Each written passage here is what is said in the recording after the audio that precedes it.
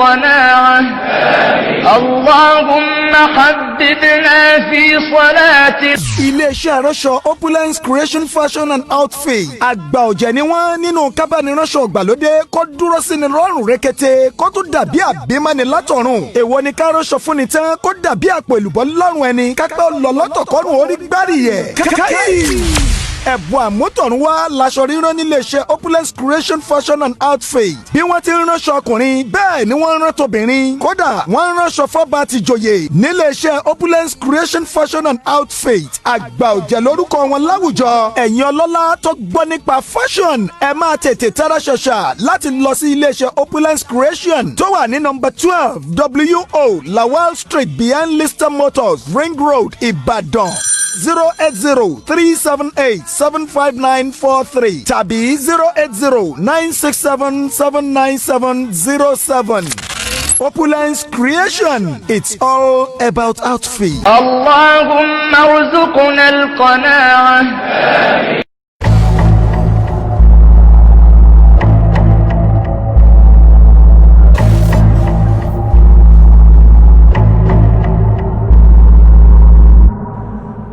أعوذ بالله من الشيطان الرجيم بسم الله الرحمن الرحيم السلام عليكم ورحمة الله وبركاته. akẹ́yìn ọmọ ìyá wa nínú ẹ̀sìn káàkiri gbogbo àgbáńlá ayé ìkẹ́ ọlọ́run ọlá ọlọ́run orí ajẹ́jẹ́tọ́ ọlọ́run kó máa bá nàbí wa Muhammad sallallahu alayhi wa sallam kíkẹ́ ọlọ́run máa bá wọn ará ilé ànábì ìkẹ́ ọlọ́run ọlá ọlọ́run kó tún máa bá wọn sàbí ànábì àti gbogbo ẹni tó gbọ́ tó gbà tó tún wá tẹ̀lé títí dijọ́ kẹyìn Allahumma àmín. ìdáwọ́lé gbogbo wa ọlọ́njọ́ má ṣàìjọ́ máa yọrí sí dáadáa ọlọ́njọ́ má jà pòfo má jà ròfo má jà tún tòfo ọlọ́njọ́ má wá jẹ́ kọ́rọ̀ ẹnìkankan wá gúnlẹ̀ sí èbúté òfo Allahumma àmín. tó ẹ̀yin ìyá wa ẹ̀yin bàbá wa ẹ jẹ́ á dìde fòdodo ẹ jẹ́ á dìde ká gbógun ti bàjẹ́ ẹ jẹ́ á dìde ká takútí ká lé àwọn aláburú yìí sẹ́yìn torí pé tó bá rẹ́ni tó ń ṣòdodo wọ́n á gbógun tì í kó má bàa ṣòdodo mọ́ ohun tó balẹ̀ Yorùbá jẹ́ nìyẹn tó bá rẹ́ni tó ń pariwo pé aburú leléyìí ẹ jẹ́ á jáwọ́ ń bẹ̀ wọ́n á dìde gbogbo wọn máa pariwo wọ́n á máa pa olónítọ̀hún lórí fídíò kékeré tí mo fẹ́ ṣe yìí ìdìde fún òdodo ẹ jẹ́ á gbógun taburú òun nìtúmọ̀ ẹ̀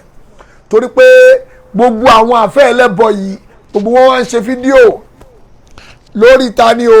lórí sheikh wa Imran Eleha ń táwa èèyàn àwa tá a kì í ṣe àáfàá tá a kì í ṣe wòlíì tá a kì í ṣe ṣéwù ìrànlọ́wọ́ táwa náà lè ṣe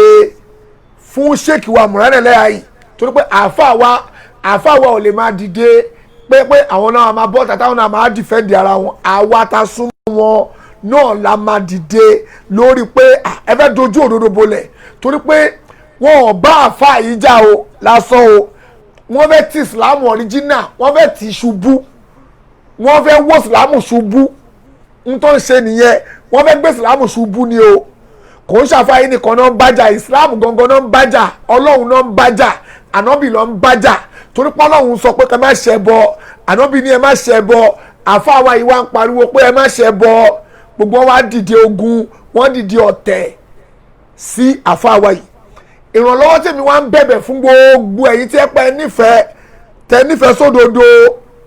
tẹ nífẹ̀ẹ́ sọ́lọ́hun tẹ nífẹ̀ẹ́ sànábì tẹ́yìn náà ti gbọ́ wá sí sheikh wa Imran Eleha yìí rí tẹ́dẹ̀ kẹ́kọ̀ọ́ rẹpẹtẹ ń bẹ̀ mo fẹ́ jẹ́ kẹ́yìn èèyàn náà dìde kẹ́yìn náà ẹni tó bá fẹ́ ṣe fídíò kó ṣe fídíò ẹni tó bá fẹ́ gbé fọ́tò wọn kó kọ ọ̀rọ̀ síbẹ̀ nípa ọ̀rọ̀ sheikh wa Imran Eleha ẹ̀kọ́ tó kọ́nu wá sí wọn tó ń ṣe ẹ̀kọ́ tó rí ń bẹ̀ ẹ gbé fọ́tò wọn jáde ẹ mú ẹkọ̀rọ̀ pa wọn rẹpẹtẹ ẹ̀yin tẹ gbọ́dọ̀ dání ẹ bọ́ọ̀tà kẹ front kẹ bọ́ orí internet orí Facebook orí Instagram orí YouTube kẹ gbé fídíò jáde kẹ gbọ́rọ̀ jáde kẹ kọ̀rọ̀ pa wọn nípa dáadáa táfà yìí ṣe àwọn aláburú yìí gbogbo wọn wá ń jáde lọ́tún wọn wá ń sọ̀rọ̀ ṣé kàṣepọ̀ kì í ṣe ẹbọ ni kàṣepọ̀ àwọn afẹ́ ẹlẹ́bọ yìí wọ́n sí ni wọ́n wà á ṣe bóun lèmi yìí fi wọ̀n gbà tó ń pariwo ṣakaṣaka mélòó wọ́n dárúkọ ṣakaṣaka mẹ́rin pé àṣekù àmàlẹ́lẹ́ àti pé àáfàá kan o mùkóńdòrò ni o ó fi ṣakaṣaka mẹ́rin di oògùn eléyìí tí mo fi wọ̀nyí ń sìn tó wà nílẹ̀ tí mo ṣó ẹ̀ yìí tó bá kó gbogbo èyí tá a fojú rí lélẹ̀ nínú oògùn tó ní èyí tá a fojú rí nínú oògùn tó ní òun lélẹ́yìí mùkóńdòrò ni oníláwàní ni ṣèbóhùn rèé tó wé láwàní ṣèbóhùn náà ló ń tẹ yẹ̀pẹ̀ yìí oníláwàní ni náà oníláwàní ni àfáà yẹn náà ni ṣakaṣaka mẹ́rin la máa ṣe pé lẹ́yìn tó bá kó èyí tá a fojú rí rèé o àwọn èyí tó kó pamọ́ ń kọ́ tá a fojú rí tó dẹ̀ yìí wà tó bá wá di gbogbo èyí tó wà ńlẹ̀ tó bá wá di gbogbo èyí tó wà ńlẹ̀ yìí papọ̀ tó di gbogbo ẹ̀ tó kó papọ̀ ṣé ṣakaṣaka mẹ́rin ló máa jẹ́ àti táàrí àwọn èyí tó kó pamọ́ ń kọ́ tá a bá kó gbogbo ẹ̀ papọ̀ ṣé kò ju ṣakaṣaka mẹ́wàá lọ kí wàá lẹ wá ń wí ẹ wá ń sọ pé àáfàá wa Ọmọlẹ́lẹ́lẹ́yà wọ́n bú yín wọ́n bú àwọn bàbá yín wọ́n sọ̀rọ̀ sáwọn mùkóńdòrò wọ́n ṣe kinní kan àáfàá wa ò sọ̀rọ̀ sí mùkóńdòrò wọn ò bú ẹnìkankan ju pé wọ́n gbòdòdó dání lọ kí gbogbo wa náà dẹ̀ padà síbi òdodo òun làáfàá wa ìdúró lé lórí. ẹ máa rẹ́ lómi nínú àwọn mọ̀nàfìkì nínú àwọn onírọ́ alábòsí ẹlòmíì náà ń gbọ́ pé gbà tó ń gbọ́ ṣakaṣaka mẹ́rin ó pa òun lẹ́rìn pé ọ̀rọ̀ burúkú pọ́fà Ọmọlẹ́lẹ́yà ọ̀rọ̀ tó sọ yẹn alábòsí nìyẹn irú yín àpèjúwe yín rèé ẹ wo ajá yìí bó ṣe rí ó nọsẹ̀ sọ́ọ̀tún ó wá gbọ́wọ́ sósì kò wá mọ ibi tó fẹ́ yà sí bẹ́ẹ̀ lẹ ṣe rí ẹ wá dàrú ẹ wá èèyàn mọ ibi tẹ́ yà èèyàn mọ ibi tẹ́ ń lọ èèyàn mọ ibi tẹ́ gbọ́wọ́ sí èèyàn mọ ibi tẹ́ fẹ́ gbà àpèjúwe yín nìyẹn o ẹ gbọ́wọ́ sọ́tún ẹ kásẹ̀ sósì níbo lẹ ń lọ ìwọ lẹ ń ṣe súnmọ́ àmọ̀nù súnmọ́ káfàrú ìtumọ̀ ẹ̀ lélẹ́yìí súnmọ́ àmọ̀nù súnmọ́ káfàrú súnmọ́ ìsídàtún kúfúrá àmọ́bí tẹ́ wà ẹjẹ́ àmọ́bí tẹ́ wà ẹjẹ́ àmọ́bí tẹ́ bìlọ́ǹgì sí àwọn ìṣesí mọ̀nọ́fìkì nìyẹn kò fẹ́ ṣe àfẹ́ ẹlẹ́bọ kò fẹ́ ṣe àfẹ́ onísúnà ìṣesí mọ̀nọ́fìkì nìyẹn gbogbo ẹ̀rẹ́ ti gbọ̀ pé mọ̀nọ́fìkì nìyí gbogbo ayé ti gbọ̀ pé mọ̀nọ́fìkì nìyí kò rújú ìwọ ló ń bá wọn àfa yìí àfa dáadáa ni àfa yìí àfa dáadáa sódódó jẹ́ pọ́n mọ̀ pẹ́lẹ́ bọ̀ ni wọ́n èwo ni kò máa wá sọ pé ẹ̀yàn dáadáa ni wàláì kí ni kan irọ́ sọ jẹ́ ká mọ̀ bí tó wà ìṣesí mọ̀nàfíkì nìyẹn ònà ọ̀sẹ̀ báyìí àbí ó káwọ́ báyìí ònà ọ̀sẹ̀ báyìí níbo ló wà ń bẹ̀ àfa two face àfa alábòsí gbogbo èèyàn wọ́n mọ̀ ìṣesí alábòsí nìyẹn tó ẹ̀yin ìyá wa ẹ jọ̀ọ́ ẹ̀yin bàbá wa ẹ̀yin bírọ́dà wa tẹ́ wà lórí íńtánẹ́ẹ̀tì tẹ́ ń gbọ́ wá sí ṣéèkì wa Imran Eleha ẹ bá wa kọ̀rọ̀ lórí ẹ̀ rẹpẹtẹ pé yẹ́sì o wá sí wọn ṣe mí láǹfààní o yẹ́sì o wá sí wọn o nǹkan báyìí ẹ̀kọ́ báyìí la kọ́ ń bẹ̀ ẹ jẹ́ gbogbo ayé gbọ́ ẹ jẹ́ gbogbo ayé gbọ́ ẹ jẹ́ gbogbo àwọn èèyàn jàǹfààní látara tí àfáàwá yìí ti ṣe nílẹ̀ Yorùbá yìí nínú Islam ilẹ̀ Yorùbá yìí gbogbo ẹbọ táwọn èèyàn ń gbé wọnú ẹ̀ táfàwá yìí ń condemn lóríṣiríṣi ẹ̀kọ́ la kọ́ lára wọn táwọn èèyàn kẹ́kọ̀ọ́ ń bẹ̀ ẹ̀yin àwọn kan wá ń dìde wọn náà fẹ́ gbógun ti àfáà yẹn ẹ má jà ṣàbòsí o orí òdodo làfáà yìí wà ẹ̀yin ìwọ tó bá mọ̀ pé ó jẹ́ lójú onífẹ̀ẹ́ sódodo ó dẹ̀ mọ̀ pé òdodo làfáà yìí ń sọ gbìyànjú kó ránṣẹ́ Ọlọ́run lọ́wọ́ ohun tó máa fi ránṣẹ́ Ọlọ́run lọ́wọ́ ni pé kí wọn náà kó sọpọ́ọ̀tì ohun táfáà yìí ń sọ kó kọ̀rọ̀ lórí ẹ̀ kí gbogbo èèyàn rí pé òdodo làfáà yìí ń sọ o Ọlọ́run jọ máṣá ṣe rọrùn o Ọlọ́run máṣá yọ́nú sí gbogbo wa gbogbo ẹ̀yin tẹ́ kún iṣẹ́ Ọlọ́run lọ́wọ́ tẹ́ sọpọ́ọ̀tì iṣẹ́ Ọlọ́run kọ́lọ́ba wa kún yín gbogbo ẹ̀yin tẹ́ gbógun dìde ẹ fi polówó àfáyín wọn kúkú mọ̀ pé ẹ̀yàn kan tiẹ̀ ń gbó ṣùgbọ́n ojúṣe tiwa ìwọ tiwa nínú Islam ní káwa gbógun ta burú káàdẹ̀ gbógun ta láburú pé gbogbo tó ṣe yẹn gbé kó bẹ́ẹ̀ kò sí bẹ́ẹ̀ gbé kó bẹ́ẹ̀ kò sí bẹ́ẹ̀ ojúṣe tiwa làwa ń ṣe yìí adẹ̀dúpẹ́ fọlọ́hún alihamudulilayi gbogbo ẹ̀yin mùsùlùmí tó bá mọ̀ pé onífẹ̀ẹ́ òdodo kọ̀ọ̀rọ̀ lórí ẹ̀ kó dẹ̀ ṣíà fídíò yìí kó jẹ́ kó kálé kó káwọn èèyàn kọ̀ lórí ẹ̀ kójú ti àwọn àfẹ́ ẹlẹ́bọ àwọn babaláwo àwọn àfáà alábòsí ọlọ́mọ dojú ti wá o ọlọ́mọ ṣàyọnu sí wa o Islam ò ní bàjẹ́ o gbogbo ẹ̀yin àfẹ́ ẹlẹ́bọ ẹ yí padà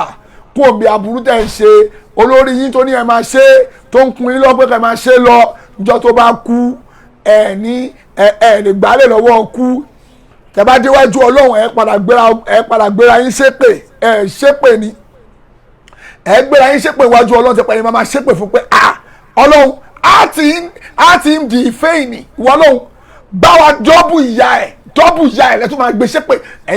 ọlọ́run dọ́bù ìyá ẹ̀ o kò dọ́bù ìyá ẹ̀ o ẹ̀yin náà máa wọná àfi kẹ́ ṣẹ́rí padà tẹ́ bá ṣẹ́rí padà aláforíjì lọ́lọ́ ṣùgbọ́n tẹ́ bá ṣẹ́rí padà tẹ́ wá kú sórí ìṣìnà yìí ẹ ti dẹni òfò wájú ọlọ́run máa jà dẹni òfò òdodo ni sheik wa mùránilẹ́ à ń sọ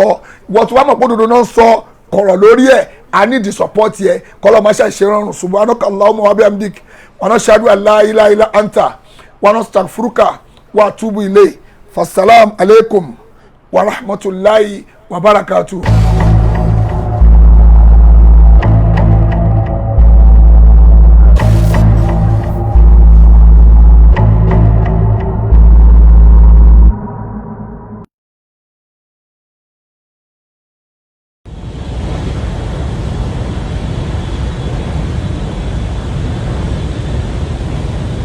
لبيك اللهم لبيك. gbogbo mùsùlùmí káàkiri àgbáńlá ayé ilẹ̀kùn hajj àti umrah ìrọ̀rùn ti ṣí láti ṣe hajj àti umrah onífọ̀kànbalẹ̀ ẹni tó mọ̀nà ló yẹ ká tẹ̀lé làṣẹ wá ń gbé wá láti wá jẹ nínú àǹfààní tí ọ̀pọ̀lọpọ̀ ti ń gbádùn lábẹ́ iléeṣẹ́ Save Your Soul Hajj and Umrah Services èyí tí Alhaji Saheed Shittu léwájú ẹ̀ ẹ kúkú tí mo ti Saheed Shittu wípé ìlànà sunna ló ń tọ̀ bí ànábì ṣe ṣe umrah àti hajj láṣẹṣẹ o ètò tó gbópọn ni Alhaji Saheed Shittu ti ṣe sílẹ̀ ilégbé ìrọ̀rùn tí ó jìnnà sí haram ní Maka àti Madina siara ọ̀fẹ́ pẹ̀lú àwọn àfa onímọ̀ oúnjẹ tó dọ́sọ̀ ní Maka àti Madina ìtọ́jú tó péye láìgbò láìyẹ̀ pabambari ẹ̀ ní pé àǹfààní ìsọdíẹ̀díẹ̀ ń bẹ lọ́dọ̀ wọn láti wá jẹ́ alábàápín nínú hajj àti umrah ìrọ̀rùn 2020 ẹ máa pe Save Your Soul Travels and Tours lórí ẹ̀rọ ìbánisọ̀rọ̀ yìí +447 9461 18721 tàbí +447 9461 18722 àràfà 2020 Save Your Soul là ń bá lọ.